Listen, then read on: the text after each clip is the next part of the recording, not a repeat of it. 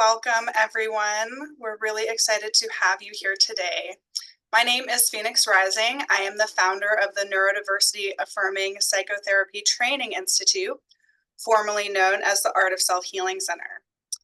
I will be your moderator today, and Ari, who has been interning with me and is now going to be hired on as my administrative and training assistant, is going to be presenting this wonderful presentation for you all today. I've got a couple of announcements before we get started on Neurodiversity 101. As Ari's going through the training, please feel free to put questions in the chat box. You can even make comments and kind of talk among yourselves. I'm going to be the one who's moderating the chat. Any questions that are relevant in the moment, I'm going to interrupt Ari as needed, and they can answer those questions in the moment. Anything that's like more general, we're going to save till the end, and we'll have a little bit of time after the presentation to answer some of those questions. Just a policy note, by attending this training, you are agreeing to the following. Please do not record this training. We are not going to be handing out PowerPoint slides. If you want for your own personal use to take a couple of screenshots of some important slides that you want to remember, that's okay, but please use it for your own personal use and note-taking. Do not distribute this to anyone without written permission, even the slides that you screen shoot. I think that's about it. We're going to be popping into the chat box at the end a feedback form. We'd love to hear your feedback. That's how we're able to create better and better trainings. So I'd really appreciate you completing that at the end. All right, I'm going to hand it over to Ari, who's going to introduce themselves more thoroughly. Hi, y'all. It's really lovely to see some familiar faces. I'm also admitting people as they are chiming in late. So if you see me looking over at my second screen here, that's what's happening. So bear with me if I get momentarily distracted. Hopefully you all are in the right place. Welcome to Neurodiversity 101. We're going to spend about an hour learning about some awesome things. I always like to start with an agenda because my brain likes knowing what's coming and where we're going. So I'm going to introduce myself a little bit here in a sec. We're going to talk about what is neurodiversity and some common terminology. We're also going to talk about common forms and traits of neurodivergence. We're also then going to talk about the neurodiversity paradigm and sort of shifting our brain from a sort of biomedical or pathology paradigm. We're going to talk about dismantling ableism. We're going to talk about polyvagal theory as it applies to neurodivergent individuals. And we're going to wrap it up with some neurodivergent affirming practices that you can take forward with your lives and some conclusions. So a brief background about me. So once again, my name is Ari Levine. I use they, them pronouns. In terms of my neurodivergent identities, I'm sort of a late ID'd ADHDer, autistic human being. Professionally, I'm a former K-12 educator, so I come to this presentation. Hey, Ari. Sorry, yes. I'm just going to pause you for a second. We're having some people who are having trouble understanding you. Maybe if you could slow down a little bit. And then I think we're just kind of getting some of the audio feedback. Oh, hold on a second. Let me try something. So I come to this experience in our presentation today. I'm a former K-12 educator. I worked primarily as an art teacher for almost 6 years at a K-12 school, and I bring to that a lot of experience working with kids who are neurodivergent, who were identified and not identified, and that's actually what spurred me to enter the counseling field, is sort of noticing a lack of support for these kiddos. My personal lenses and biases that I bring into the space that I always want to name is that I am a white person, I'm queer, I'm trans non-binary, I'm polyamorous, I'm able-bodied, I'm educated, I'm middle class. And as an autistic and ADHDer, I have lower support needs than some other folks with similar diagnoses. My orientation as a therapist is I really bring an eclectic approach that's rooted in liberatory and radical healing practices. I love using sort of what I have termed neurodivergent mindfulness, and a number of other neurodivergent individuals have talked about this idea of how can we be mindful in a way that is affirming and not necessarily super prescriptive. I also use somatic and expressive art therapies often with clients to address our current lived experiences. And I do that through querying also and questioning our values and systems that we subscribe to. And I think within that, you can see that I bring a lot of emphasis and preference towards belonging, authenticity, growth, and curiosity. And I want to name all of that by saying that I do my best to try to be aware of my biases and what I bring into the space and try to acknowledge experiences different from my own. And if at any point you feel like I have completely missed the mark, I welcome and encourage a call in or call out, whatever speaks to you. And I am always hoping to hear feedback that I could be more inclusive or considerate of an experience that I may not have been aware of. So thank you all for that. So to get us warmed up here, I'm briefly going to switch screens to a different share. I have to stop and reshare. I love that. It's my favorite. Anyway, folks, if you're feeling so inclined today, we're going to warm ourselves up, and we've been having some fun text issues, but we're going to join, we're going to do a little bit of a word cloud. I'm always curious to see where people are starting from in our conversation. So my curiosity is if you can scan the QR code, you can join at the link down below there, and you can enter what comes to mind when you hear the word neurodiversity. I'm already seeing some really interesting stuff. So we'll give people a second to chime in here and see what comes up.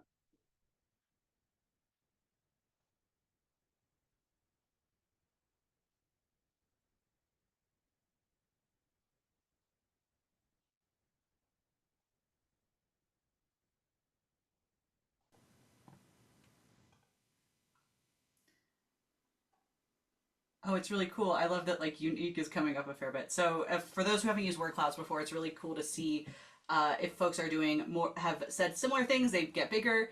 I do love the weirdos. Very fun, very fun. I'm a little bit of a weirdo myself. Yeah, 5 participants still typing. We'll let people finish their thoughts.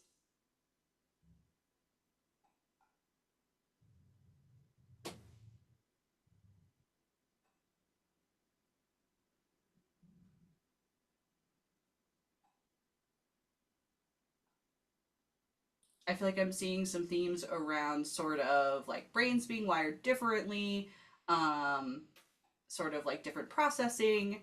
I'm also seeing sort of this like quirky, different. I like this person who was like freaks, I think, in a hurt sort of positive way. I'm also seeing things like authentic, vibrant, different profiles, expansive, beautiful.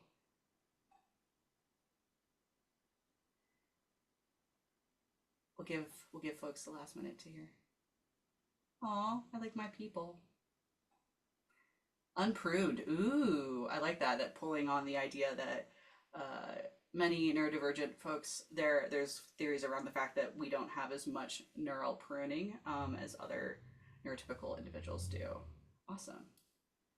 Well, I'm gonna switch us back to our other presentation here, and I really appreciate y'all chiming in. It's always really good. Oh, someone added euphoria. That's really sweet. That's understood.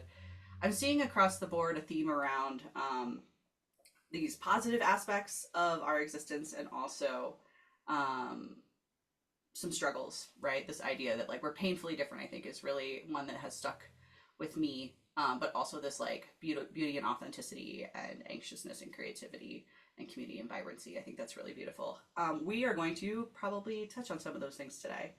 So just so that we're all on the same page and in case folks are not aware, some terms that you may hear talking when people are talking about neurodiversity is you'll hear the terms neurodiversity, neurodivergent, neurotypical, and neurodiverse are sort of the 4 big common ones. Neurodiversity, right, refers to sort of the natural diversity of human minds, right? So thinking about it in terms of like there's a diversity of human experience. Neurodiversity is just referring to the difference in the way that our minds exist. Neurodivergent means folks who have what we would maybe call divergent, or their experience diverges from, and I'm going to use this quote unquote norm or expected profile or type of the way their brain works than from what we would maybe describe as a neurotypical person. A neurotypical person referring to someone who has mind or functioning that falls within like our societal standards. And again, I really struggle with the words like typical, normal, or common, but we do have sort of, that's the language that we use. Neurodiverse refers to sort of a group of individuals who represent the spectrum of neurodiversity, right? So that includes neurodivergent and neurotypical folks, right? And then when we're talking about neurodiversity, again, that includes neurodivergent and neurotypical folks. If you're sort of being like, when do I use diversity versus diverse, I usually tell folks to think about like, are you referring to a group of individuals, or are you referring to the concept of the variation that exists in human minds? This lovely infographic has some great ways to sort of break that down. Some other common terms that you may hear also coming up in terms of neuroterminology. You may often hear people use the term allistic. Allistic meaning non-autistic, right? So autistic folks will often say allistic individuals, i.e. people who are not autistic. You may also hear the term neurominority. Neurominority refers to a very specific, like a specific group of individuals who have shared common traits of their neurodivergence, and who also experience marginalization. So some examples of that could include like autistic people is a neurominority group, dyslexic people is a neurominority group, people with Down syndrome would be another example. Another term that comes up a fair bit when we're talking about folks who are neurodivergent that a lot of folks may have not heard of is this term called alexithymia. And alexithymia is this inability to identify or describe emotions. And the reason that this comes up a lot of times when talking about neurodiversity is it's estimated about 40 to 65% of autistic people have alexithymia, which really affects the way that we show up in the therapy space, right? We're talking about our feelings and our emotions, and we can't identify or describe those things. That makes for a different therapy experience if that's the modality that you tend to work in. Neurodivergence is an umbrella term that refers to a lot of different experiences. Within that group, we have folks who have been identified as having a mental illness of some sort. We also have folks who have complex PTSD, right? This idea that because of traumatic experiences during childhood, that their brains have formed in a different way outside of the norm because of the trauma that they've experienced. The other one that we most often think of is what we refer to as sensory difference. So those include folks who have, that includes folks who are autistic, are ADHDers, who are highly sensitive people, and realistically anyone who really feels that they could be considered markedly different from the norm, which is again a very contextual experience, could consider themselves neurodivergent, right? So the idea that within certain experiences in certain societies, being LGBTQ plus may feel like you are outside of the norm, and so therefore may be considered neurodivergent. Gifted and talented individuals may also feel like they fall within this, and some psychedelic users, for example. But again, I want to emphasize that this is a wide variety of humans.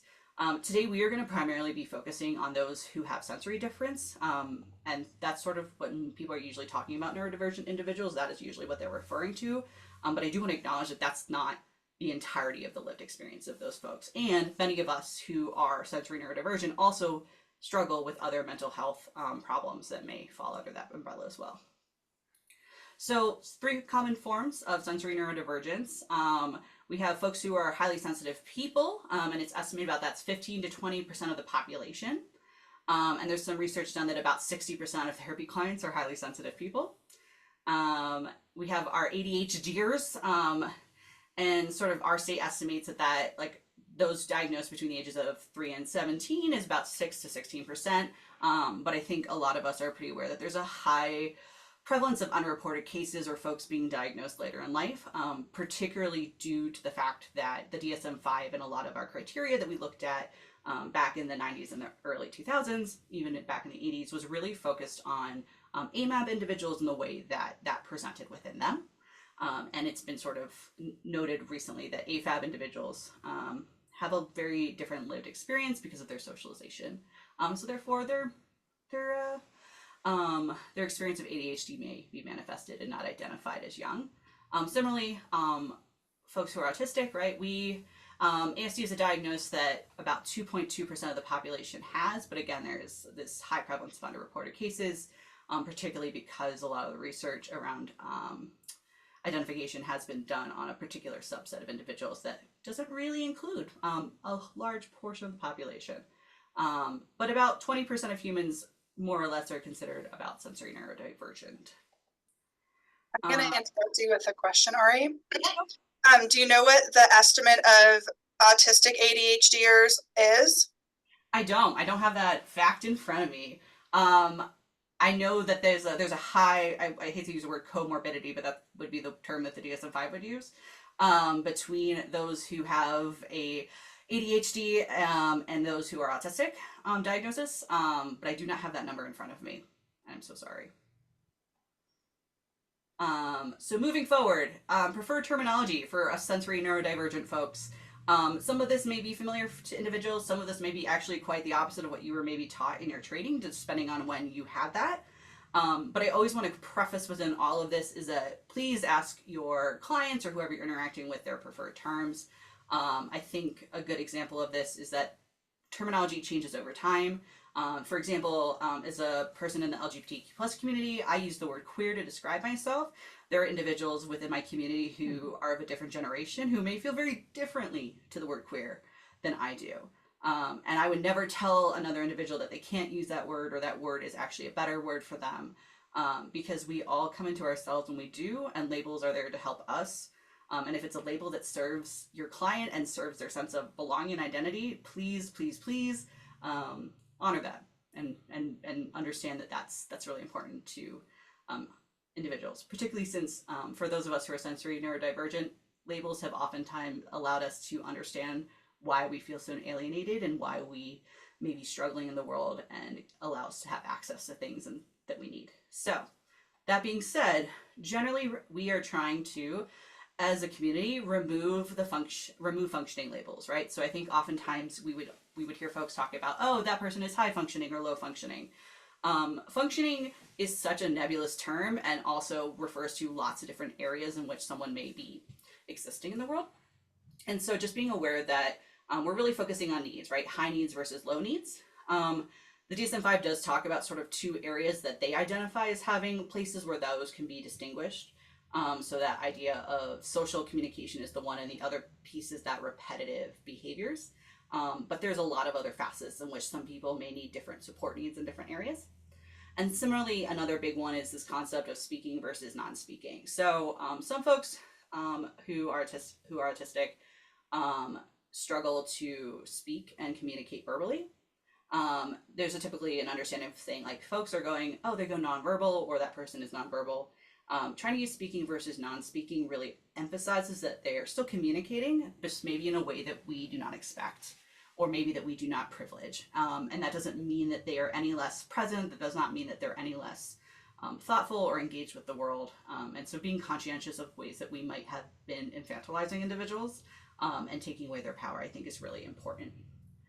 The other big shift, and one that's shifted since I've started my education, is the concept of person first versus identity first language. I think a lot of us who were previously trained have this experience of using person first language. And I think a lot of folks in the disability community still prefer this depending on their diagnosis, but within the sensory neurodivergent community, we prefer identity first. And the idea being that, like, I'm not a person with autism. It's not something separate from me. It is so fundamental to my experience. Like, I'm an autistic person. I'm an ADHDer rather than a person who has ADHD.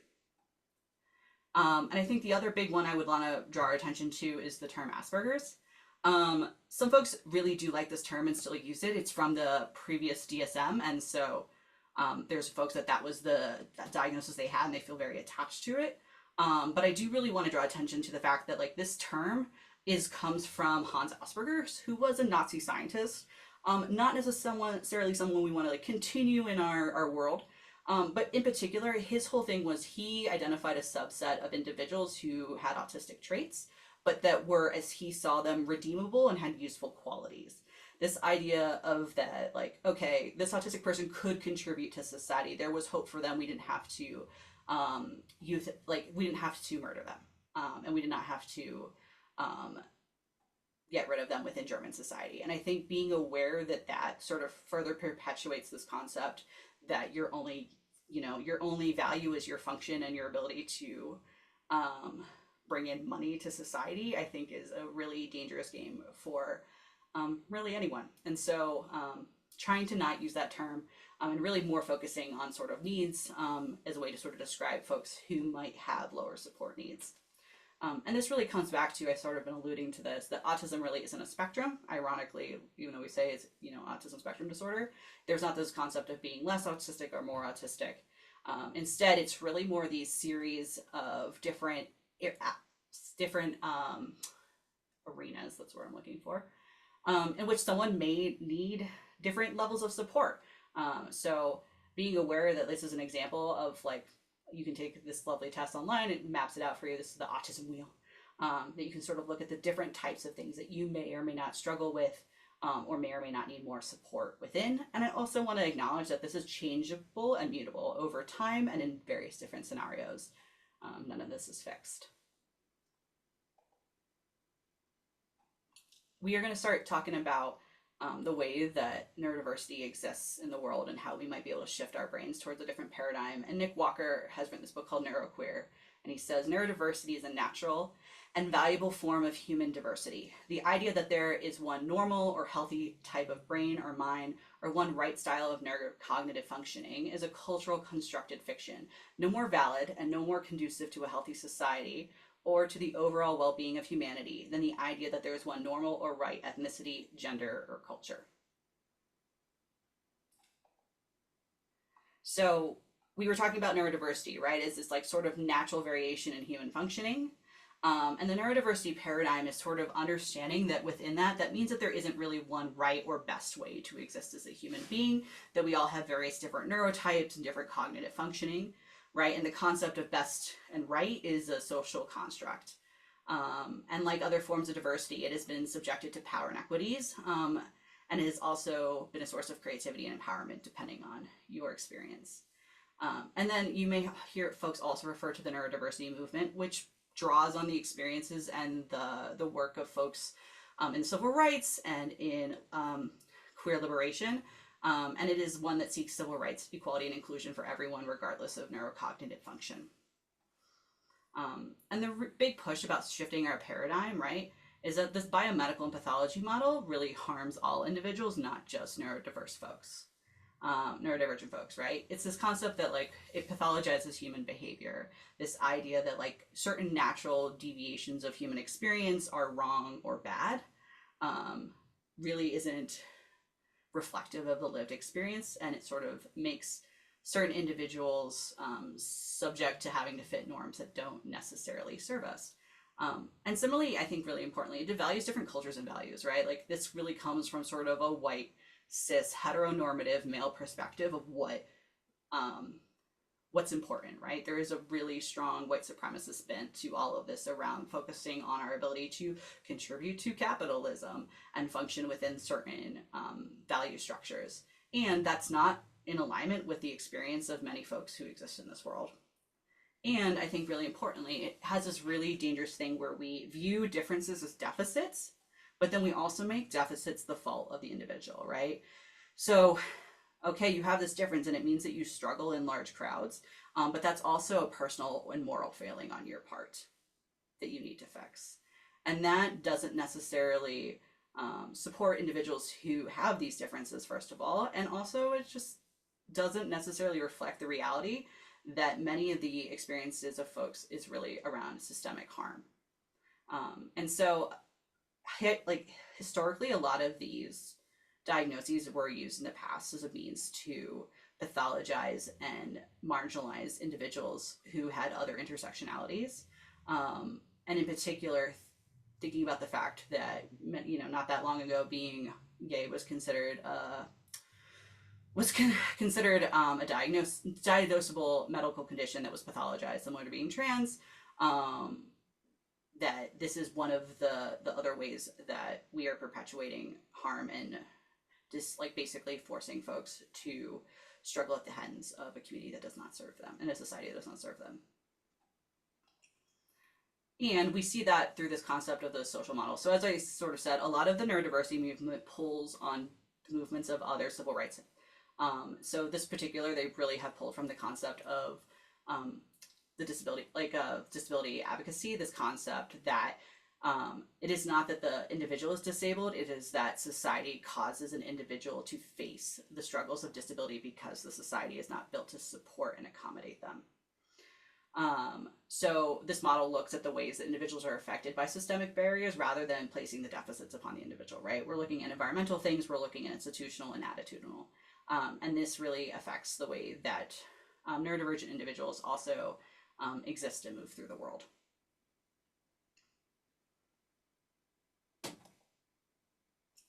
Awesome. So I feel like I've been alluding to the fact that at the root of a lot of that is some really intense ableism that shows up for neurodivergent individuals. And so we're going to start talking about what that might look like in terms of your therapy practice and how that might show up. Ableism shows up in the therapy space in some really interesting ways. I feel like I've heard all of these things said to me at some point in my life, such as, you seem pretty normal, you must be high functioning. I think people just like having the excuse for their laziness. Everyone struggles with that. We all have our quirks. Why do you need to give it a label? And I think being aware that there is both real and systemic harm that a lot of us have experienced at the hands of systems and really struggled, and just because it's not necessarily showing up in a way that you may perceive as struggling doesn't mean that it isn't real. And yes, there is a lot of nuance and difference in a lot of people's experience, and a lot of people struggle with similar things than neurodivergent folks, and that does not help when we're trying to compare different experiences, and we are not necessarily being aware that our experiences are in particularly different. The other thing I always tell folks to think about is intersectionality with this as well. Right? Because outside of ableism, many neurodivergent individuals also experience other forms of marginalization. These intersect and impact individuals in unique and interesting ways, right? Like, as a white person, I have a lot more privilege in my experience of neurodivergence because I can get away with a lot more things. I might be automatically more believed when I say that I am neurodivergent. I might be able to access more accommodations because of my whiteness. And I also want to acknowledge that, like, that is a very privileged and unique experience that folks of color have historically not had. And historically, folks who may have been considered neurodivergent in the past, who are folks of color, may have been given actually more intense diagnoses that were even more pathologized and used as a means to control and subjugate them. I also want to, for example, highlight one intersectionality that is very prevalent within this community is that there's a very high percentage of folks who are trans and gender diverse within the neurodivergent community. So trans individuals, for example, are 3 to 6 more times likely to be autistic, and 4 to 9% of autistics are estimated to be trans and gender diverse. So not only are we needing to understand the way that someone's mind might work differently, but we also need to understand that they are now also being impacted systemically by transphobia and cissexism, potentially. So a lot of times when we're talking about the experience of sensory neurodivergent individuals, ABA comes up as sort of a really common therapy that a lot of autistic folks have experienced. And I think it's really important to emphasize that ABA is not neurodivergent affirming. I think this comic by Neurodivergent Rebel really kind of sums it up really well. It says, I was treated like the problem. Nobody asked if I needed help or support to get my work done because I was seen as the problem. I wasn't offered support. Instead of noticing my cries for help, behavioral modification techniques were used to, quote, extinguish my undesirable behaviors, all signs I was in distress. So I believed I was the problem. So ABA was created by someone named Lovas, who also is responsible for helping create gay and trans conversion therapy. And a lot of the roots are based in that. And so being aware that things that we have systemically now been like, that is not something we in the mental health community support and is healthy, has similar roots. So keeping that in mind.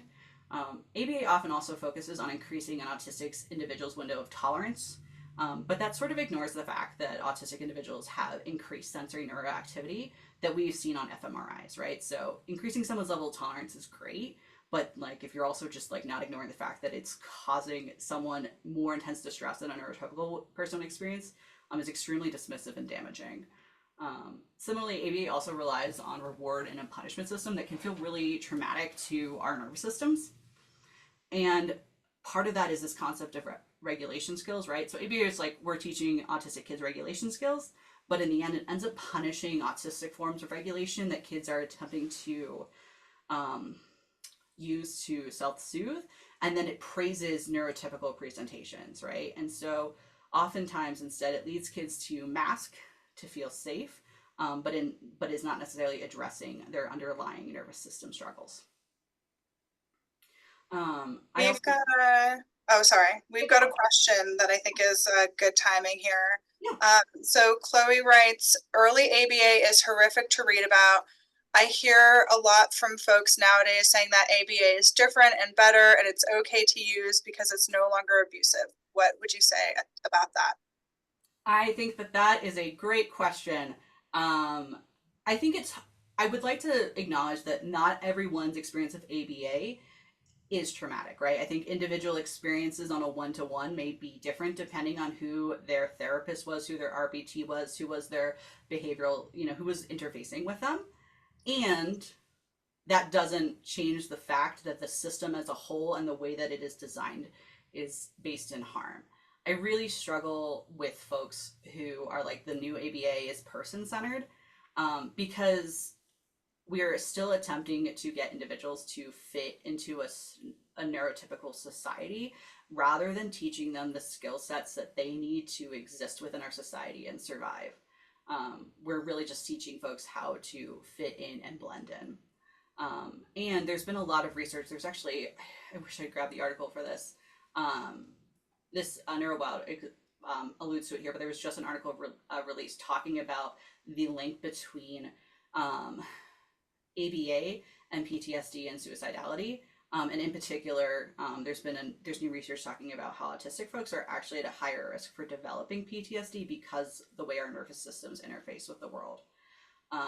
And so not having that support and that acknowledgement and that honored, I think is really, really dangerous. And I think this quote that I actually had written for a paper I presented to the faculty at the University of Denver on this topic may hit the nuance that the person who was asking the question may be looking for. That's not to say that there isn't value in teaching what normalized expectations are, but the difference is the lens through which we are teaching this information. Are we teaching you to appear and act normal in order to be acceptable? Or are we teaching autistic folks the difference between how their minds work and how neurotypical folks do? For example, are we teaching you that info dumping means that you're being selfish and self-absorbed? Or are we teaching you that neurotypical folks typically expect a back and forth and may misread you as not caring about their ideas if you don't allow that? This is a subtle difference that is often lost on educators and therapists who work with autistic children. So I have 2 autistic kiddos, and I will be honest that they have had some experiences with ABA in their schools. My one kiddo sees a speech pathologist specifically to work on this back and forth, and she is old enough to know and make a conscious consenting choice that that's something she wants to work on because she would like to relate more to her peers, right? But she doesn't come home and we don't judge her for taking 20 minutes to tell me about her chickens today, and how excited she was about this weird thing that one of the chickens did and that she got it to wear a harness, right?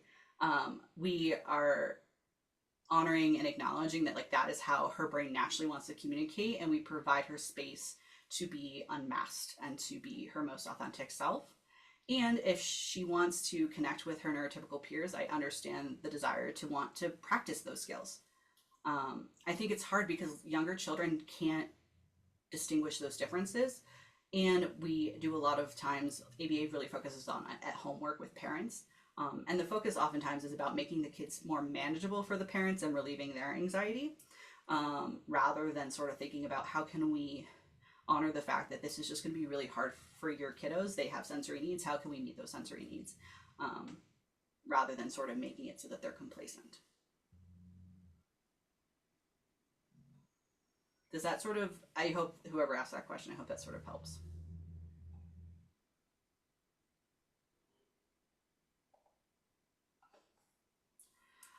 Another thing that sort of comes up with sort of ABA and sort of some of other experiences in the therapy room is this concept of the double empathy problem, right? So everyone believes that their mind is like theirs.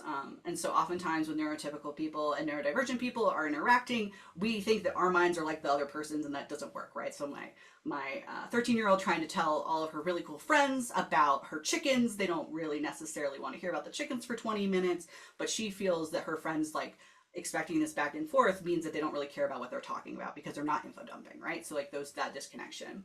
And these communications make it difficult for both parties to understand, and oftentimes leads to folks who are autistic sort of masking or maybe struggling to communicate and talk, right? And there's this sort of profound sense, I think Devin Price really gets here, that says most of us are haunted by the sense that there's something wrong or missing in our lives, that we're sacrificing far more of ourselves than other people in order to get by and receive less in return. And oftentimes within double empathy, there is this emphasis that's the autistic person's job to bridge that gap rather than the neurotypical person, right? And I think ABA is that great moment of like, the job of the person who is autistic is to learn how to communicate with neurotypical people, but we're not receiving the same in return. And like thinking about the messages that's giving, right? The messages that we're broken, there's something wrong with us, we need to change, we need to adapt, rather than coming together and finding shared collective understanding. And I think as therapists, this really becomes even more nuanced when we're talking about like both our experiences of neurotype and sort of our experiences as therapists, right? So this triple empathy problem was proposed by Shaw et al. 2023, so it's pretty recent. They basically did research looking into the experience of autistic folks navigating the healthcare system, and they were talking about the sort of the multi-level discrepancy, not just between communication differences that we see in the double empathy problem, but also in cultural divides of the ways that there's expectations around we're supposed to act in different spaces, right? And oftentimes I think we make assumptions that everyone understands what the expectations are of therapy, and sort of expectations of how things are supposed to act, and we communicate certain concepts in certain ways, expecting folks to be able to follow and go with us. But that also can further alienate an autistic person who may need different ways, not just different things communicated, but also are looking for different types of communication overall. And so I mentioned this a bit earlier, this concept of masking and how this sort of like interplays with all these pieces, right? So masking isn't unique to neurodivergent individuals. I really want to acknowledge that, like neurotypical folks do masks, right? And there's not something inherently wrong with the concept of having to mask occasionally.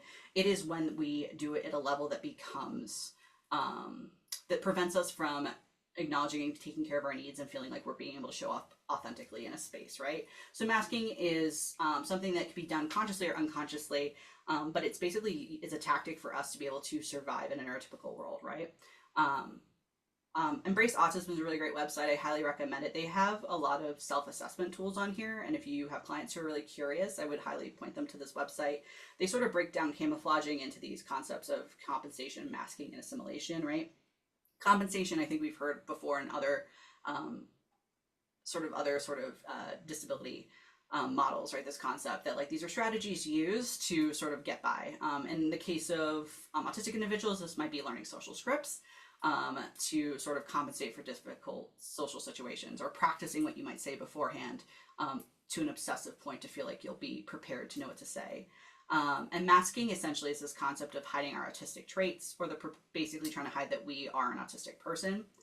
And this sort of is under this concept too, that we're trying to assimilate, right? We're trying to use strategies to fit in with others in social situations to avoid social exclusion. Because autistic people are born with like the mask of neurotypicality pressed against our faces. All people are assumed to think, socialize, feel, express emotion, process sensory information, and communicate in more or less the same ways. We're all expected to play along with the rules of our home culture and blend into it seamlessly. For those of us who need alternate tools of self-expression and self-understanding are denied them. Our first experience of ourselves as a person in the world, therefore, is one of being othered and confused.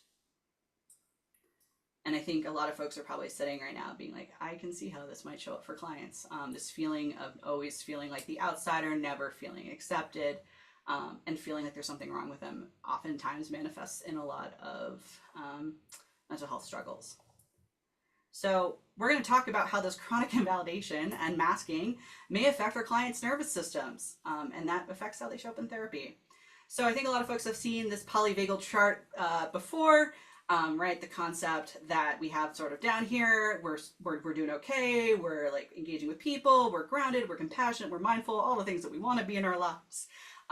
but we can get activated, right? And the idea that this is a unconscious and automatic response outside of our control, and that it's a natural thing, right? Like it's normal for folks to go through this intense activation and deactivation depending on the stressful scenarios they encounter. And this is sort of coming from the fact that, you know, back in hunter-gatherer days, you know, the bear is trying to get us. We might need to fight the bear. We might need to run from the bear. Or if we're like, we're screwed, there's no hope, we might as well play dead because maybe there's hope. Or our bodies sort of freeze and sort of dissociate from the experience as a way to like protect us mentally from potentially something really nasty about to happen, right? Sort of like giving us that separation to sort of like get through. And I think a lot of folks who work with folks with PTSD have heard, you know, depending on how people respond to traumatic events, whether they stay in this fight or flight or they go to freeze, really depends on if folks develop PTSD and how this sort of like affects their nervous system.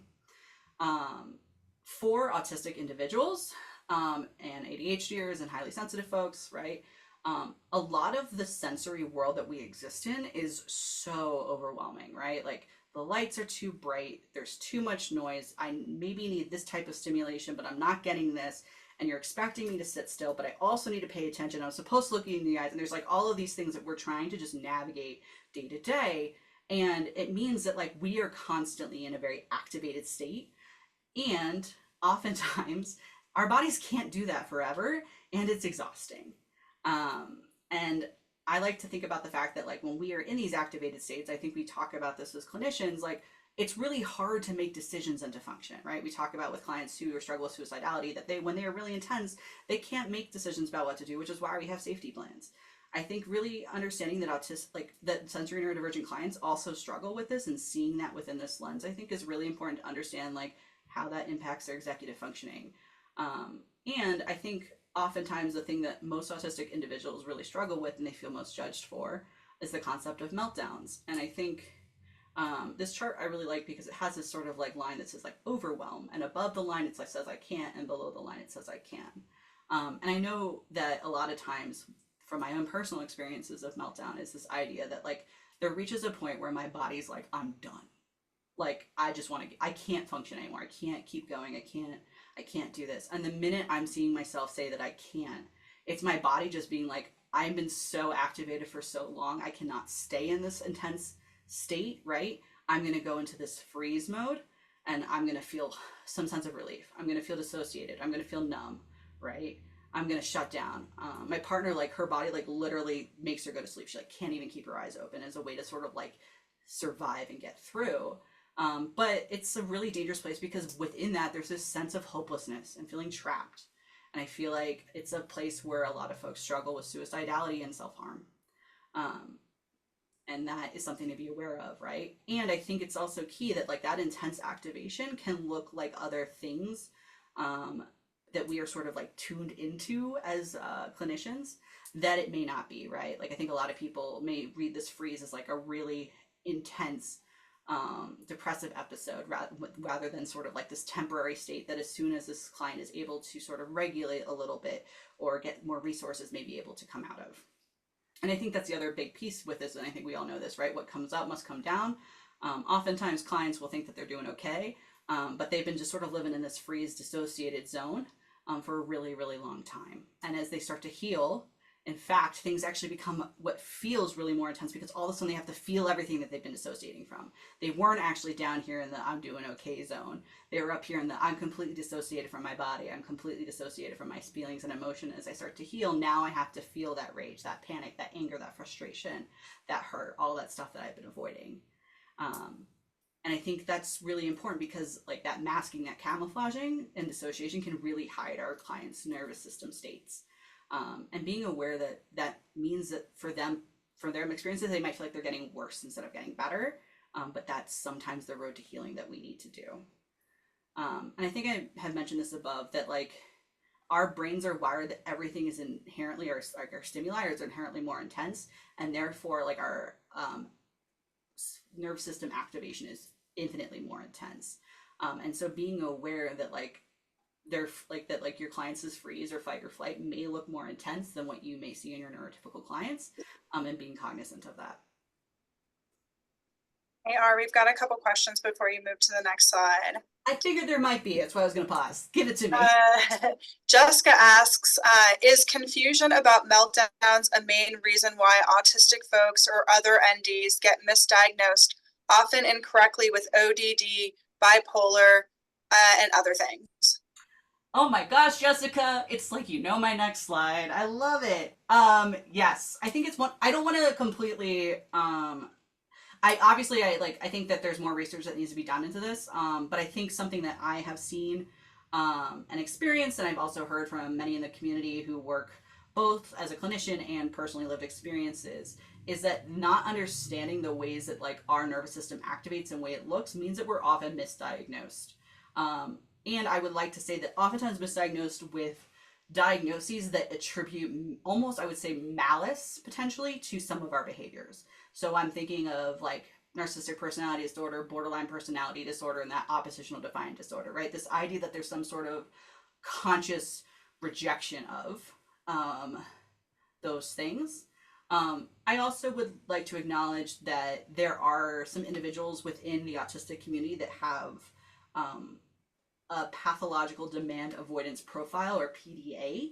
And what that means is that their nervous system feels demands placed on their body as like a fight or flight, like that intense reaction. And so a lot of those folks very frequently get diagnosed with ODD because it looks very similar on the outside, like that oppositional defiant behavior, that rejection of like authority, that desire for like extreme independence. But again, it's this concept of like that, like ODD oftentimes assigns like some sort of like conscious thought to it a little bit sometimes, is what sometimes it feels like. I also struggle that like ODD is oftentimes more put on certain types of children versus other types of children, oftentimes boys and oftentimes people of color. I'm just going to say that rather than potentially getting the diagnoses that more align. And not that ODD doesn't exist, but I think we've just kind of pigeonholed a type of person into that category. And pathological demand avoidance, like it feels like you're having to fight the bear because someone told you to go brush your teeth, because it's taking away your sense of autonomy and your control, and it feels like a threat to your existence. And so some individuals turn inward for that and some individuals turn outward, and I think that's why that ODD gets sometimes misdiagnosed depending on how their intense activation shows up. Give me another question, Phoenix. You know, the second one I answered in the chat. Someone was just asking about if there's a graph between neurotypical and neurodivergent nervous systems. And I was just clarifying that this is just a general graph about nervous systems in general and could probably be applied to other mammals as well. Correct. Yes. Anything else? That's it. Okay. Yes, so as I alluded, we do have this slide that chronic dysregulation often leads to misdiagnosis, right? And ultimately that perpetuates harm. There is, Dr. Neff has a series called Misdiagnosis Monday. If you are interested, I would highly recommend going. They make these really amazing Venn diagrams about looking at different overlaps and differences between different types of diagnoses. And I do want to do the disclaimer, please do not diagnose outside your licensing requirements or your scope of competence. But I think it's also really important to note that if you're working with a client who has a BPD diagnosis or has been diagnosed with bipolar, not that those things may not also be happening, right? Because we can have folks who are autistic and have bipolar 1 or 2. We can have folks who have BPD and who are ADHDers or highly sensitive person, right? But being aware of the fact that there is a high prevalence of misdiagnoses. And I think a common one, honestly, is BPD, because oftentimes there is this issue, right? So of autistic and ADHDers have experienced chronic invalidation and chronic sort of from childhood, like, you know, struggles. And for some folks that looks like chronic PTSD. And we do know from the literature that BPD is oftentimes more diagnosed in AFAB folks who have complex PTSD, right? And thinking about how that shows up, right? This fear of pervasive abandonment may actually be based in reality because they have been abandoned multiple times over their lives, right?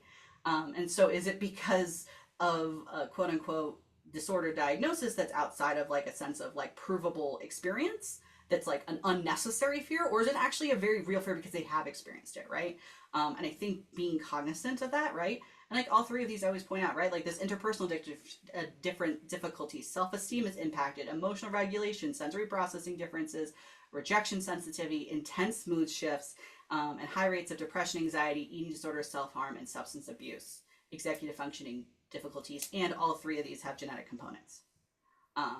And so being cognizant as you're working with clients, yes, diagnoses that they may have received may be really great starting points, but also being open to other possibilities and having your sort of like your eyes out and looking for the ways that we may be looking at these things differently.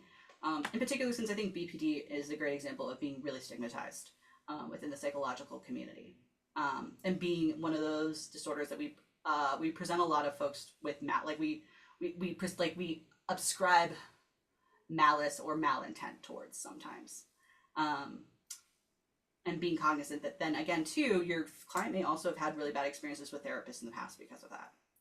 I think one last thing I want to emphasize about this slide that I think is really important, this high rate of depression, anxiety, eating disorder, self-harm, and substance abuse in all three of these disorders. It is not uncommon for ADHDers, highly sensitive folks, autistic individuals, right, to struggle with eating disorders for various reasons. A lot of us think of like ARFID, right? This idea of like sensory sensitivities. But if you are someone with ADHD who has chronically low dopamine, being hungry releases dopamine. And you may not consciously know this, but that may be an unconscious way one of your clients is trying to manage their ADHD and manage their dopamine levels.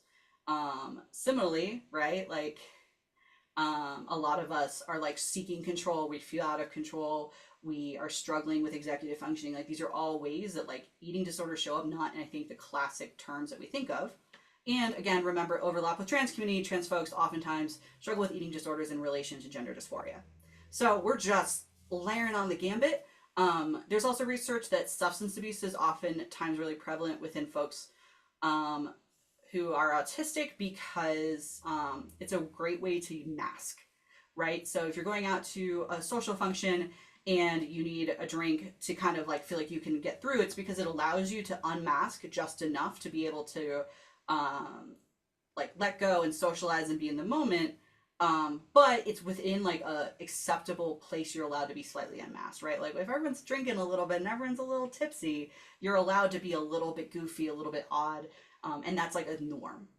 And so a lot of folks struggle with substances for various reasons. And it may be in a way that like you may, again, not see in a very typical way, not necessarily in a day-to-day experience, but in like every time I go out, I have to have blah, blah, blah, blah to be able to feel like I can connect and interact with people because I see, I desperately want connection like most of us do. Which brings us to sort of this idea of like the types of therapy that may or may not work for sensory neurodivergent clients and sort of, being neurodivergent affirming, right? So therapy that focuses on battling quote unquote irrational beliefs, such as CPT sometimes does, right, doesn't work well on autistic people as it does on neurotypicals. One reason is that many of the fears and inhibitions of autistic people are often entirely reasonable and rooted in a lifetime of painful experiences.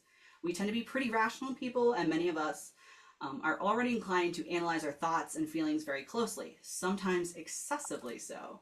Autistics don't need cognitive behavioral training to help us not be ruled by our emotions. In fact, most of us have been browbeaten into ignoring our feelings too much. So, what is neurodiversity affirming therapy?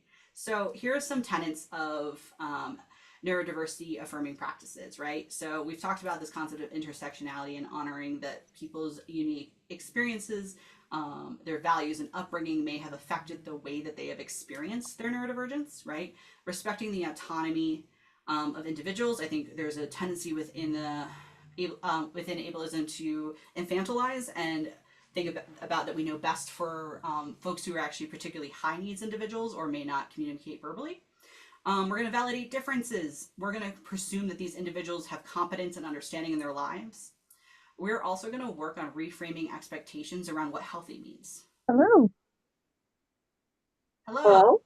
Hi. You have a question? Can you see me? Yes, I can see you. Okay. How are you doing today? Oh, I think the therapy session and still logged in. Uh-oh, I just muted them. Okay. Whew. Okay, thank God. Whew. Like, oh no, this is Okay, muted. We'll keep going. I think oftentimes we need to think about like what is healthy for this individual, and knowing that that may not be this like stereotypical capitalist viewpoint that we are looking for, and being willing to meet clients with where they're at and like what is healthy for them, right? Promoting self-advocacy, rejecting neuronormativity, prioritizing their lived experiences, nurturing positive self-identity. A really big thing is focusing on strength-based therapy with this group of individuals, and focusing on the ways that we are already rocking it in this world just by existing. How can we use those things that you oftentimes may be judging yourself, and seeing those actually as ways that you are showing up and caring for yourself, for example, right? Adapting systems and environments and honoring all forms of communication, right? Even within your therapy space, thinking about, do you have different lighting options? Do you have different ways of sitting? Do they have to sit in a couch? If you're doing remote therapy, like, do they have to have their video on? Do they need to be making eye contact with you, right? Considering the ways that we may be able to make things easier for our clients, and also considering asking them what might feel good for them, I think would be, I think for many clients would feel revolutionary. They wouldn't even maybe even know what to do with that, but that's always a fun place to start, right? And so sort of like in summary, right, some common traits that we're talking about here that can be like, make sure that we're affirming, right, that we're deep thinkers, right, and that we're not sort of like ignoring what's our experience, right? Like a lot of autistic, highly sensitive folks, ADHDers, we're really aware of what's going on. That's why we're seeking therapy. That we have sensory differences, that we communicate differently. I think the other one that oftentimes gets overlooked, and I mentioned this earlier, this concept of like empathy differences, right? So many of us are either like hyper sensitive, and like actually can feel a lot of effective empathy, like that idea that like my understanding of empathy is I'm actually like literally feeling what you are feeling, to the point that like it makes me feel really bad. Like if you're feeling bad emotions, like I'm feeling really bad, like I've internalized it. Or they can, the flip side of that, they can be really hypo, right? Really struggle to name and understand both what their emotions are, or be able to feel them in their body. Some of that I would always say is like thinking about like, are they dissociating from that? Is that why that's happening? And being aware that that might be like when a client says like, I don't know, they actually literally might not know, they're not being evasive.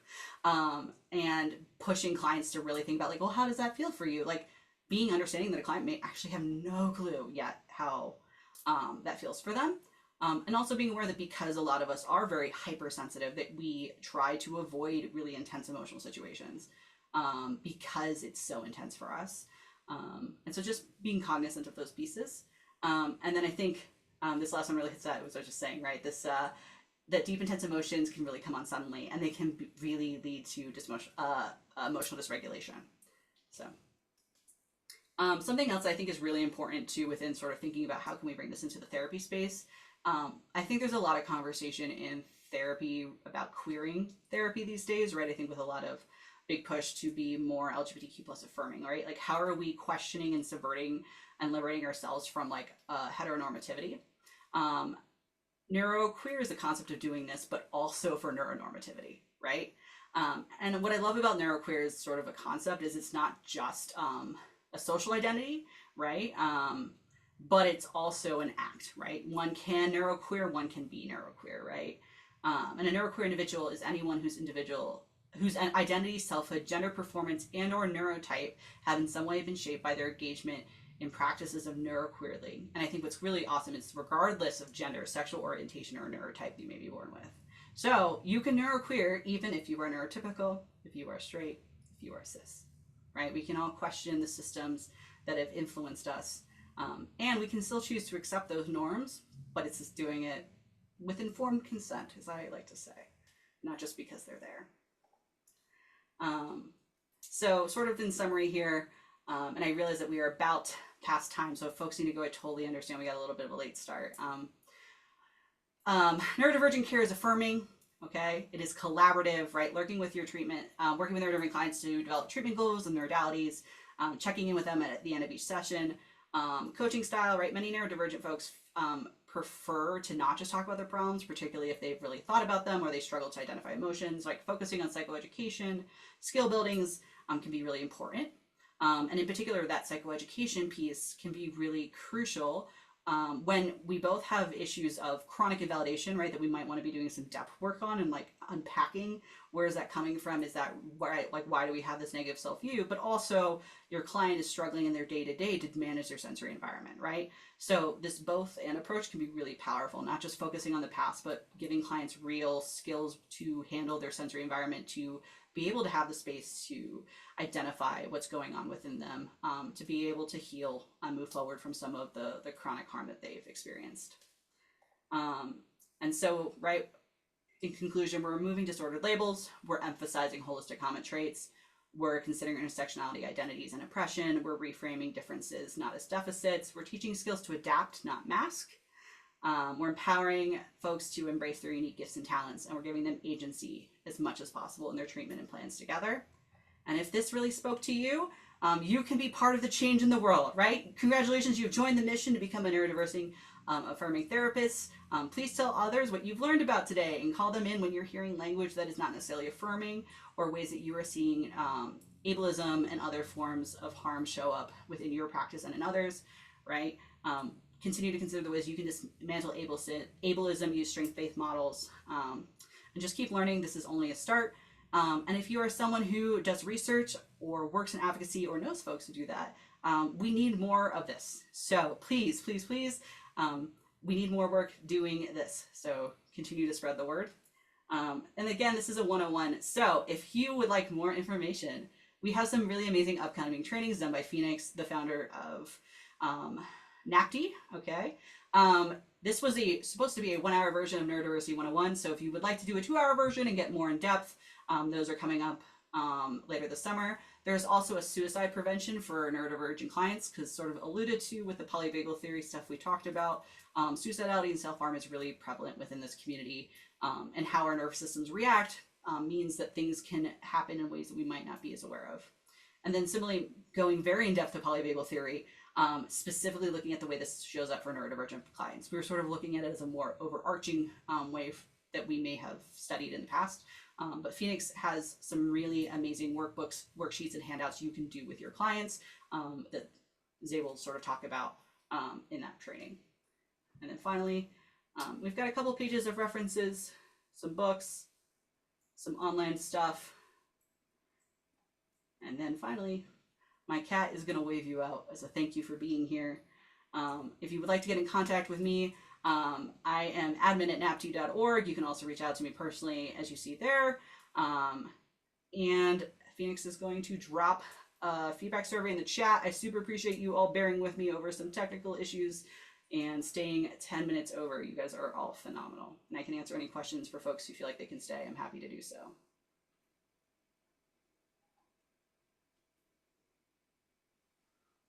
I have a question. Yeah. So, swinging back to some of the labels, I'm noticing a little bit of friction in my own system around like this concept of holding space for people to use labels that feel accurate to their own experience and identities, and also saying things like we can't use terms like nonverbal. As an autistic practitioner myself, nonverbal is really accurate to my own experience because the definition is like, hold on, I Googled it just to make sure that I wasn't in my own head. Being able to express ideas or feelings in words, especially by speaking out loud. And so when I go nonverbal, I'm no longer able to communicate verbally with words. I can communicate in other ways, but like I can't communicate verbally with words. And so nonverbal aligns a lot with my system. Mm-hmm. And so there's a little bit of friction for me around like the concept that I'm not supposed to show up into spaces that are made for me using the language that is supportive to my experience. And I've also noticed this with clients as well, of like feeling like they can't describe their experience because they're afraid to use the wrong words. And I don't know that there's an answer to this, but it was just something that came up in my system during the presentation that I was curious about. Yeah. I really appreciate you naming that, like that tension and that contradiction. And I will also state it's something that I struggle with and feel. As I have loved ones in my life who they would describe themselves as going nonverbal, and also when we describe it to neurotypical professionals that they interact with, that's the language we use because that's the language that is known. And I also hear the idea that many folks who do not use spoken language to communicate are asking for some of us to try to reframe it because it can have a tendency to make it sound like they're not communicating, right? And so I struggle with it too. And I think something that we as neurodivergent individuals, we really like black and white sometimes, and we can really get stuck in that, like, what is this thing? And I think we struggle with holding gray because we so desperately want to know the rules.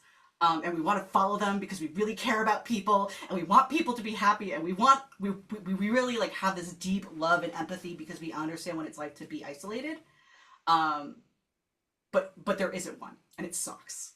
And so I would challenge clients, and I challenge myself to notice when that's happening with my body, know that there's some language that's for me, and also hold the space for the fact that for others that might not feel good. And I think both things can be true at once, and we suck at that.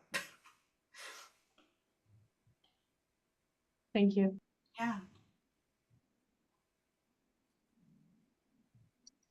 All right, we don't have any general questions that I held to the end. So for the people who are still here, if you have, I mean, I can stay a little bit later. I don't know, Ari, if you have a little bit more time. Totally. You're welcome to just unmute yourself or pop those into the chat. Yeah, I'm actually going to put people's faces up so I can see them. I've been just like rolling without being able to see people's faces. So I have a quick question.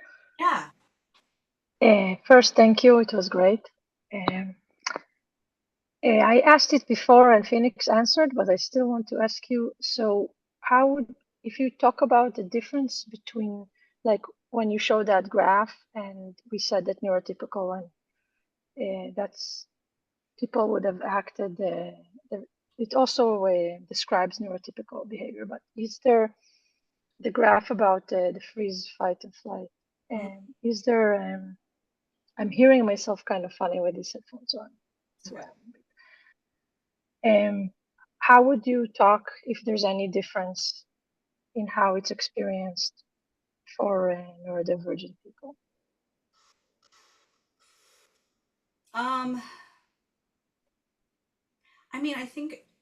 Honestly, I feel like a lot more of it is the way that it manifests externally. I think is for me what I've noticed to be the biggest difference. I think a lot of the internal pieces are just the same, but potentially more intense. I also will be honest in saying that it's hard to compare those things, right? Like, as like either like I can't be in the brain of a neurotypical person to measure my intensity against theirs, and similarly, like neurotypical researchers can't do the same, right? But I feel like what I have noticed is that a lot of neurodivergent folks live in freeze in a way that like many neurotypical folks would like. It would be much more noticeable that they were. I think so many of us are so used to having to continue to get through life, even when things are painful, because like our kids need something. We need to feed her. Like there gets to a point where you're like, how can I just barely get through? How can I keep just surviving even though feel like I'm dying inside? I think that's for me the biggest one that I've seen, and I know Phoenix has a lot more experience with this, and they've really developed some amazing worksheets you can work with clients and sort of better ways to identify where your clients might be and where they're struggling. Thank you. It's just like to see that graph is very helpful in general, and I'm not 100% sure if I'm neurotypical or not, but let's say I am for the moment. Yeah. Until I check more with myself and some other ways, but it's definitely something I can recognize that's happening. It's just brings the curiosity for me in this context of how it would. Is there any like patterns or things that are different? And you have shared some of them, so thank you. Yeah, I'll be offering like a